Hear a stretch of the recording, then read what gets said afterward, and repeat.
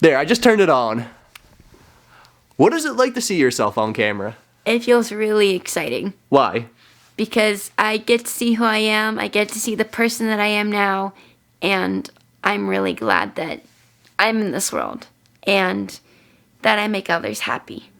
And that makes me happy when others are happy because I'm happy. I'm really happy. Yeah, I can see that. What's the best thing about happiness? That it's always contagious. What are you thinking right now? I'm thinking that this is going to be the best interview I've ever done, ever. How do you know? Because many people will see it, and they'll know who I am as a person. What is it like to be in a special education class? It's difficult because when you're in a special ed class, you don't feel like you're with other people. You're only with people that have disabilities in that class. Do you sometimes feel like you're isolated? Very. Both physically and emotionally isolated. And there are situations where my loneliness makes me feel more anxious because I feel like others are forgetting that I'm there too. I just want a true friendship. I need to be loved. And I need to be able to be happy with who I am. I think that's what causes my anxiety too. The worry that the people I'm hanging around with right now are not being really trustworthy. Because there was one time when I asked some of my friends if they wanted to hang out, and they told me they were busy, but then I looked on social media and I noticed that they were hanging out together without me. I'm sorry that you experienced that, but you brought up an interesting topic. Growing up in the time of social media. Yeah. What's that like? I noticed that a lot of my friends tend to comment on their friends' posts, but I don't get a lot of comments on my posts. How do you feel as you sit beside your mom? I feel happy. I feel strong. I feel loved and I feel appreciated by her. Because she literally made me. I did. She made me. And I could never ask for a better creator than my own mom. Is Sophia an effective communicator of her emotions? I think so. Can you tell this is a house of female teenagers? The emotions are... I think the best thing about having a sister is the way that they advocate for your needs too. Because, like, if your sister's getting bullied, then if I'm getting bullied, then my sister could be like, hey, you're bullying my sister and that's not right. She is my sister and I accept her as she is. What are your disabilities? ADHD, Williams syndrome, social anxiety, depression sometimes. How does Williams syndrome impact you? It's very hard for me to make friends because I'm different and my disability makes me different. Sophia is the only person in our entire school system with Williams syndrome. She is, new. All I want is for people to get to know me as a person and for others to be like, yeah, I know that girl. But I know that girl because she's my friend and I accept her. If we accept each other as we are, which I think we already are because you and I are vibing right now. I'm totally accepting you. Yeah, and I'm totally accepting you back. We accept each other because that's how we should be. We should learn from other people's stories, from other people's perspectives on life, and what we can do to make it better for them. And that's what you're doing. And I praise you for that. Thank you so much. Your words mean so much to me. You're such a genuine person, and I'm really happy I get to spend time with you today. Me too. If you knew what she has had to feel, you would hate yourself for saying mean things about her. You would hate yourself so much. Because when people bully other people, that's when the victim's mind gets set on those hurtful, thoughtful feelings. But when you're with your sister, do you remember there's people who will always love you? I always remember that because she's shown me that.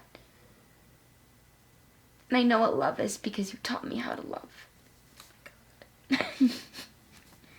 I'm serious, you have. This is like a regular thing for us, by the way. Remember when I said emotional? I was not lying. Do you have conversations like this every day? Not every night, but, anytime something big happens, it's something along the lines of this. I can tell you love laughing. I do. Tell me about your love of laughing.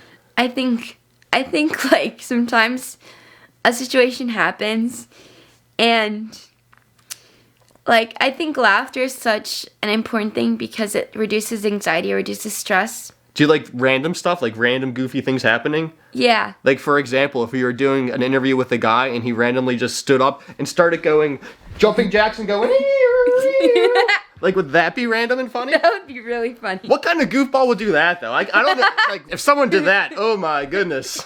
Yeah. But imagine if somebody were doing a silly dance, like doing the dab or like go up in the nay-nay. Like, If anybody was to do a dab in the middle of an interview, I would be like, what's that person doing? they're dabbing. What is the dab anyway? I don't know. I think the dab is like just a way of like, hey, yo, I'm excited as heck about something. Or Do you know how I feel about being here and interviewing you? what? Yeah, me too. I feel really lonely a lot of the time, so this can decrease the amount of loneliness that I have when somebody watches this interview. Are you going to read the comments?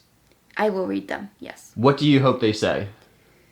I hope they say, wow, Sophia, that's something I've never heard you say before. I'm proud of you. My dad has been an amazing role model to me, among my mom. And they've taught me so many lessons. But as Beyonce says, those lessons that my dad teaches me are called daddy lessons. I think love is completely contagious. It totally is. Because a father's love is never gonna stop. It's always gonna keep going. Same thing with a daughter's love. And I love you, Dad. And the kitties love. And the kitty's love, yes.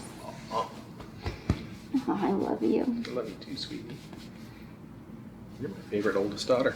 Oh, come on. It's a parent rule, right? We can't make our favorites. No. You have to know in your own heart that what people say about you isn't true. The good things that people tell you matter the most, not the bad things. And that's what the song Begin Again is for me. Because, yes, Taylor Swift did experience a heartbreak, but she learned to move on from that breakup because the other guy that she was with made her feel more better about herself. We can learn a lot about life through Taylor Swift. We can. What's the biggest lesson you learned through a Taylor Swift song?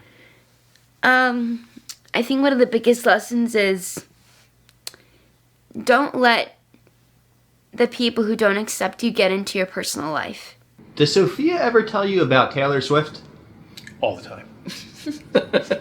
He All kind of is the over it time. now. How can you tell he's over? I would like to like Taylor Swift. I really would. But I can't. I can't do it. Not yet. I might need a break first. Yeah, I can tell that he's over it because he's like, you're blaring that music out again. Turn it off. Do you ever tell him what the songs mean?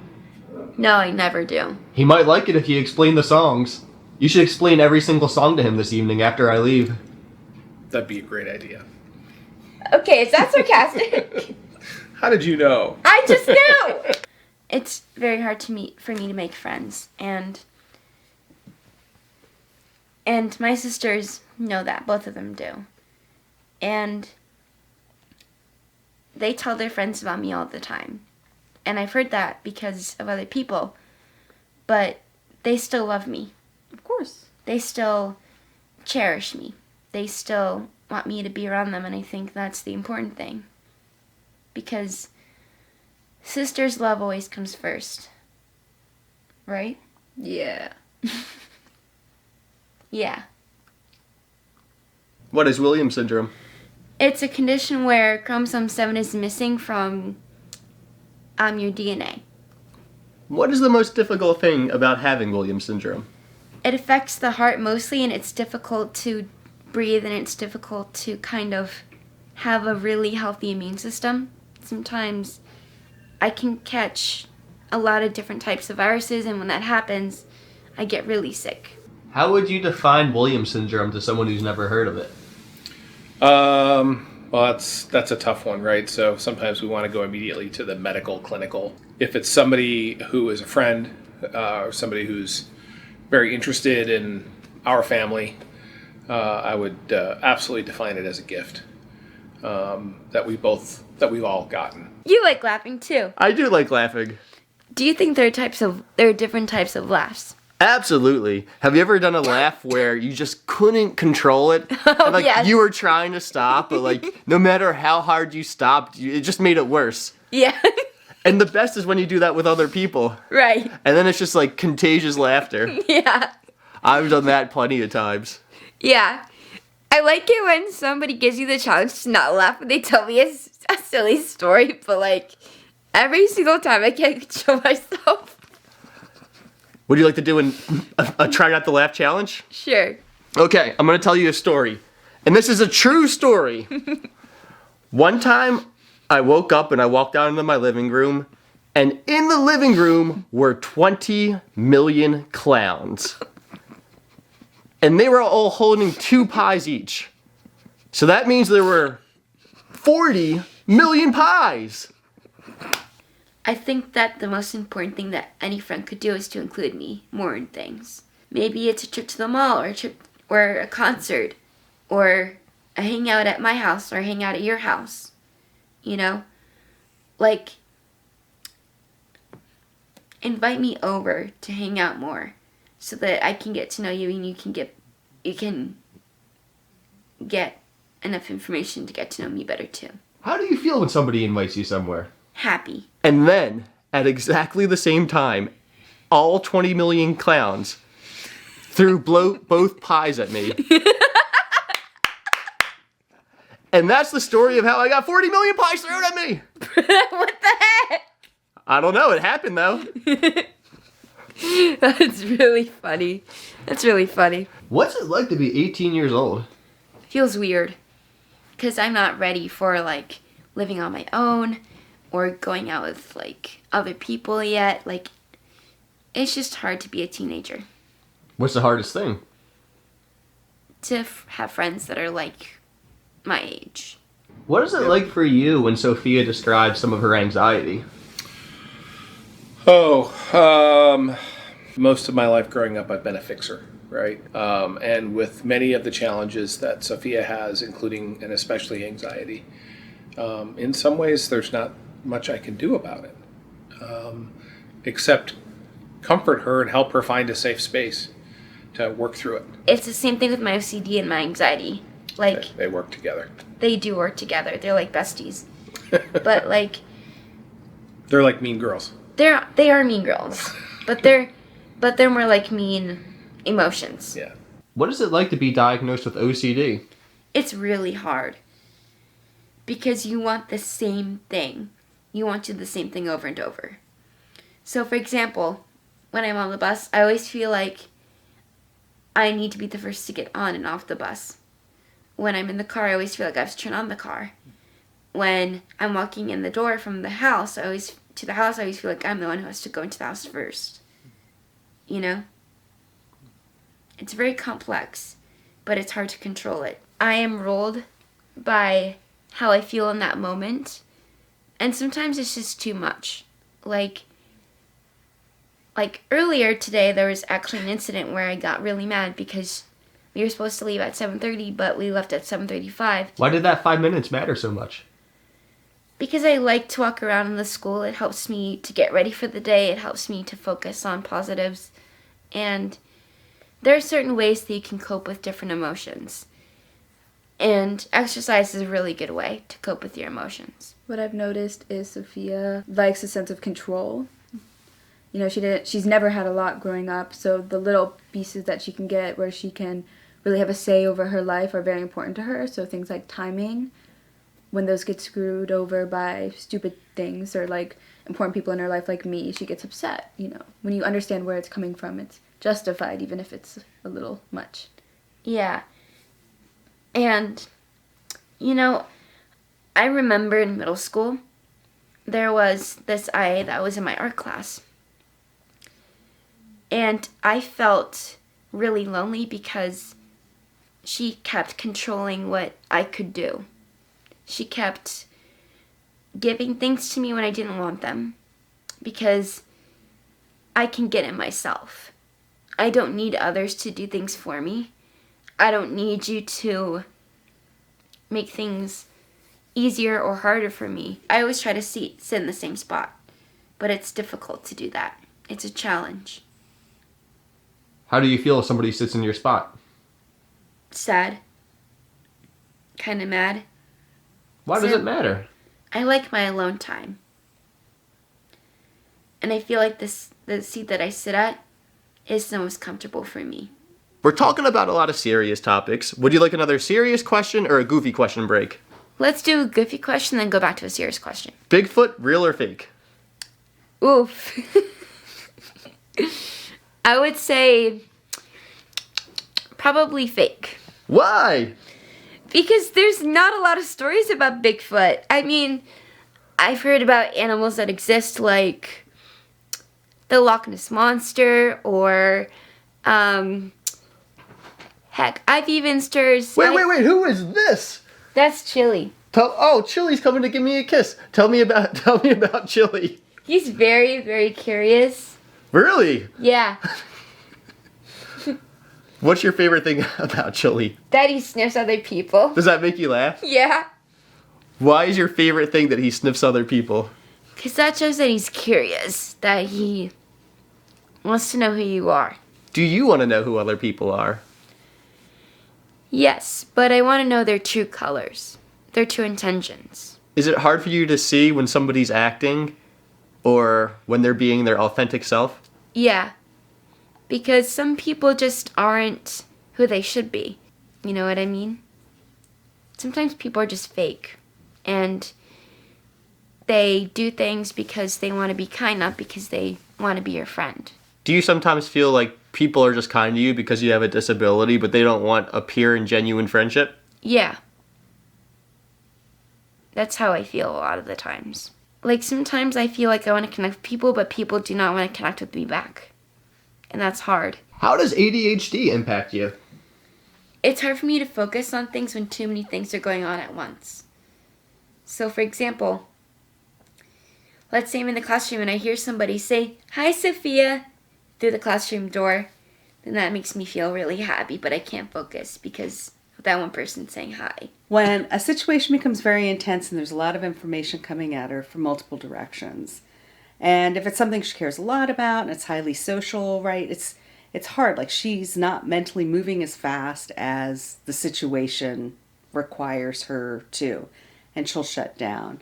One of the great things about social media and texting and whatnot is it actually gives her a chance to take a beat, think about it, and then try and communicate one-on-one, as opposed to in a crowded situation try and figure out what the problem is. Are social norms sometimes hard for you to understand?